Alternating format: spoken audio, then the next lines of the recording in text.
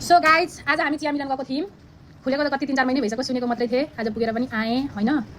अनि केटीहरूले जुमकाजुम गरिरहेको थिएँ। गएको चिया मिलन नट गुड नट ब्याड, ठिकै छ। भिडियो पनि यसो अलिकति चिया मिलन बलिहालौँ भनेको।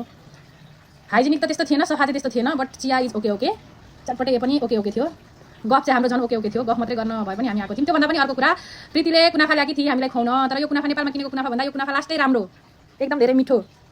मन पनि यति नपऱ्यो कि फेरि अझै एक प्याकेट प्रीतिले ल्याएको भए खान्थ्यो होला। त्यति मिठो लाग्यो। तर गाइस थिएन क्या, एउटा मात्रै प्याकेट लिएर आएकी थिएँ। के गर्नु, गरेर पनि के गर्नु। तर त्यति पनि खाएँ, मिठाई मानेर खाएँ, चिया खाएँ, चटपटे खाएँ। अनि गफ गरेँ एकछिन, गफ गरेँ ताइना तुई परेको गफ गरेँ। अनि जिम गएको थिएँ, जिममा पनि जिम गरिनँ, गएर हल्ले जस्तो मात्रै भयो। लुगा चाहिँ 4 जोडी लगाएर आएको थिएँ, लगाएर आएको मात्रै के थिएँ, गएछु चिया खान। क्यालोरी बर्न गर्न आएको भनेको मान्छे झन् क्यालोरी हाई गर्न पो पुगेछु चिया खाएर। त्यस्तै हो। योभन्दा बेसी के भन्नु। अहिले हाम्रो यहाँ कुनाफाको पार्टी चलिरहेको थियो, पनि फोटो खिची ठिकै थियो। त्यस्तो पनि राम्रो थिएन। त्योभन्दा पनि अर्को कुरा, आजकल मेरो दिमाग खराब बाहेक केही हुँदैन। जे हेरेर पनि रिसै उठ्छ, र पनि इट्स ओके, रिसाएर हुँदैन, खुसी बस्नुपर्छ जस्तो लाग्छ मलाई चाहिँ। अनि खुसी नै छु, रिसाउनु हुँदैन। भिडियो पनि कत्रो लामो भयो, कतिखेर सकिन्छ, के बोल्नु नबोल्नु भयो भिडियोमा, तर इट्स ओके।